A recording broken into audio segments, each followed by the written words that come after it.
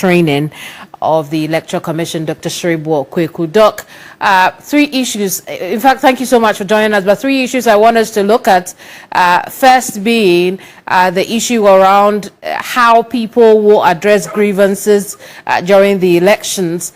What are the plans that the Electoral Commission is putting in place to ensure that there are official procedures, clear procedures, and guidelines for addressing grievances during the elections? Thank you very much, Iman. The Commission has guidelines for addressing every issue, and they are usually contained in our manual. So after the 2020 elections, we did our internal review and also did a external review. The external review included some stakeholders, and we came out with a communique. And the communique, some of them demanded the change of the law, and some to administrative.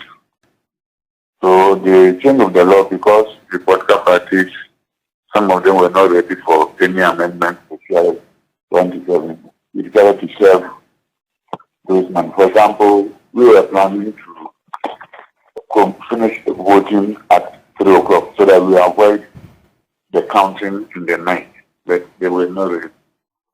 So, but we also said that we will also give the debate to the female candidates and people with disability. That one has to be doing. Now, when it comes to addressing irregularities or challenges during the election, the Commission has decided that the content or the guidelines or the procedure for addressing them will be published on our website. So when we do that, it means that everybody can access it and be guided by that.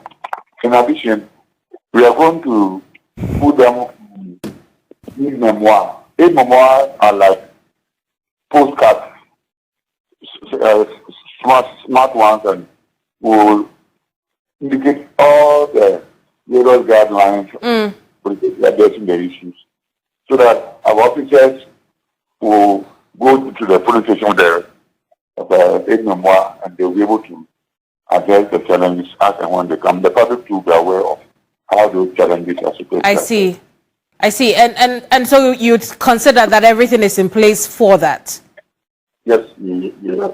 Before the election time, all those things will be available. I see.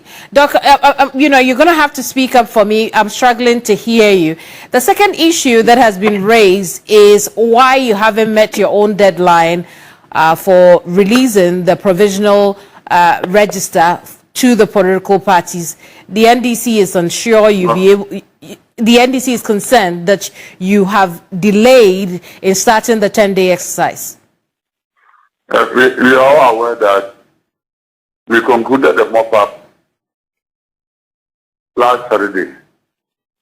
And when you do the mop-up, you need to do adjudication and other processes. So, as he was saying that they have been informed that they will be given by the 14th, I think they should have their patience and it will be given to them. The law mandates that when we finish comparing the results, we have about 30 days or so to give it to the party, so we have not breached any law. I see. But Doc, based on, the Electoral Commission's own calendar, and I hope that we can see that on the TV at this point, the provisional results should have been given to the Electoral Commission between the period July to the political parties. The provisional voter register should have been given to the political parties between the period July 9th and July 18th. Why hasn't that been done? What happened? The 2 issues. The very document you are reading, the next day said that the dates can be changed as the agency demand. So it is not binding. 2, if you look at that program, there was no mop-up. So once you bring in the mop-up was just computer access on Saturday. So you could have given them the provisional results without the mop-up. It wasn't possible. So once you have done the mop-up, the date will also have to change. I see. So when will they receive it now? We are working on that. I think I heard you saying that they said they have been written to We wrote in the to them for them to bring the external data for that so that we can send it to them. As I said, we are working on the education and other challenges on them. The ministry will finish, we'll give it to them, and we will be given ahead of the exhibition exercise. The final bit has to do with the conversation around release of polling station results. IDEG had made the point that it's important that they are published early enough so that when people want to verify results, people have concerns about results, they know where to go to get verified and credible results. Talk to us about the conversation around the 21-day period you bring into the fray. Thank you very much. The first question we should ask ourselves is who are those who are going to challenge the election results? Basically, they are the candidates, and these candidates are giving the result, polling the results at the polling station immediately within the elections at the final. But we are saying that we have 4 different results: the polling station results, constituency collected results, regional results, and the national results. We are saying that for the national, regional, and constituency results, we will publish them before we declare the results.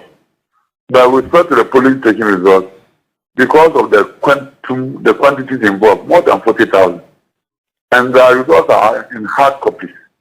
So you need to scan them before you can upload them onto the website. So we are saying that we'll do our best to scan all the 40,000 plus results and put them on the website before the 21 days. That is the deadline for the filing of petition. But as I said, if you have the constituency results, they are the collected results, which is made up of the polling station.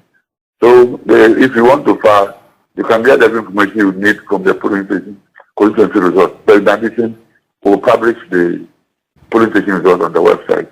But as I said, you should also bear in mind that the parties are giving the copies of the polling station results at the polling station. I see. But just before I bring in, Dr. John Quaicoe, and I let you go also, I do want to talk about the issue as to why we cannot get real-time results at this point in our electoral life. If we want to get the real-time results, then true that the election should be electronic. We cannot use manual results and think of getting real-time results. And because of mistrust, you don't trust our system. Anything that you want to do, people will want to see the paper trail. And if you're going by the paper trail, our elections are basically manual. So if you want to convert the manual into digital, then you need time to do the scan and the rest. So there's no way to anticipate our current situation.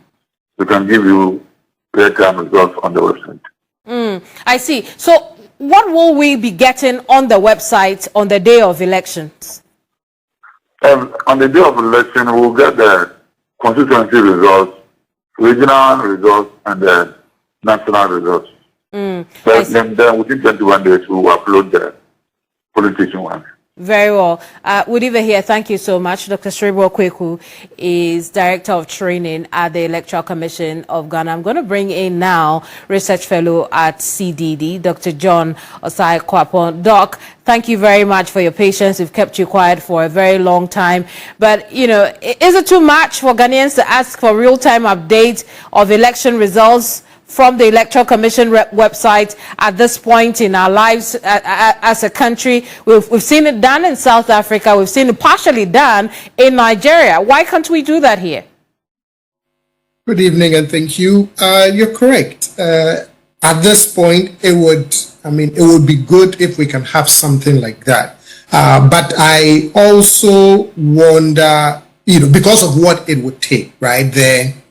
You need very reliable technology infrastructure. All your digital systems would have to be in place to enable you upload and make that kind of information available real time. And as Dr. Serebour also said, there's also an element of trust. as part of such a system where folks also want to see that paper trail, as part of it. So I'm sure that part of the challenge is always the current state of our, technical infrastructure, technology infrastructure that enables you to be able to transmit that kind of polling station level data in real time. If you recall, I think it was the 2016 election where the EC had made some efforts, because I recall that you could download an app and they were going to try and make some of the information, the voting results as it came in live on that app, and it didn't happen, I think, because I recall trying to sign into that app, and on the day of the election, it didn't function the way it was designed and intended to function. So it would be good if we can have something like that, but I suspect that the technology and the technical infrastructure is what is preventing us from being able to do that. But even with the manual system, we still have the issue of trust. And, as we heard from the IDEG engagement, one of the recommendations is to ensure that the EC officials themselves are aware of the clear procedure for addressing grievances. You've heard from the Electoral Commission as to what they're doing this time. How convinced are you that it would deal with issues of tensions around elections results? I'm convinced that at least they do have a blueprint and they do have processes in place to be able to deal with that. I believe that the issue is always the promptness with which whatever concerns are raised are dealt with. Because again, we are talking about elections where whether it's political parties or whether it's candidates, always sort of get a little bit edgy as they await results or begin to question whether all results have been properly counted or not, and may have some grievances. And so for me, I appreciate the fact that the EC is setting up a structure and putting a process in place that says we would be able to quickly address some of these disputes, some of these concerns, because that is always key in strengthening the trust, not just in the EC, but also trust even in the process, to make sure that ultimately all candidates or stakeholders or political parties will deem the election as free and fair. And the free and fair part of an election is not just about the outcomes, but also those who participate must also have the sense of that the process was free and fair, including the process for adjudicating any disputes that may arise. And that's where I'm going to now. How does the Electoral Commission plug the people who could have, particularly the parties and the contestants in the race? How do they plug them into that process so that they can deal with the issue of mistrust or distrust, so to speak?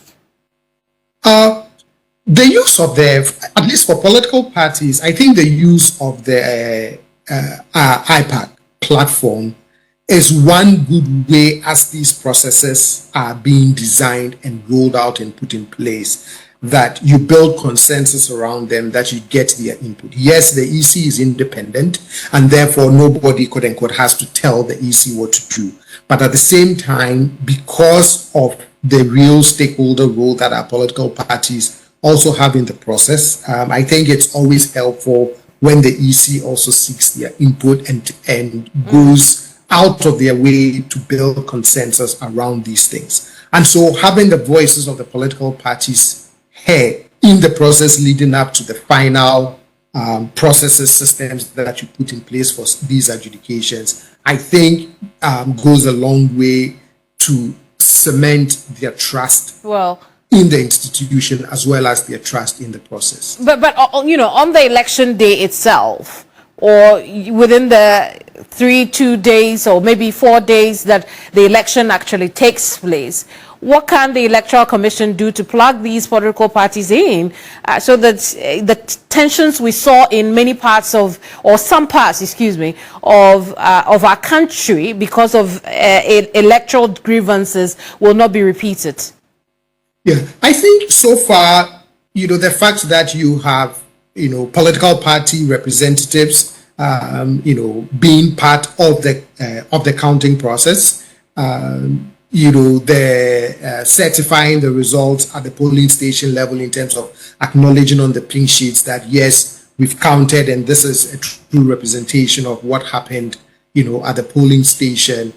The fact that political parties get a copy of those pink sheets that they themselves can even transmit to their political parties to keep track and keep a record of what's going on, so that whatever final tally the EC comes up with reconciles with whatever tally they come up with helps. I also think that the presence of the security forces at the polling stations on election day, because I think whatever tensions that arise is not solely the responsibility of the EC to deal with or to manage, but I think in partnership with our security services, the police, that can also help lower some of those tensions, in the voting, the counting, the certifying of whatever happened at the polling station before it is transmitted.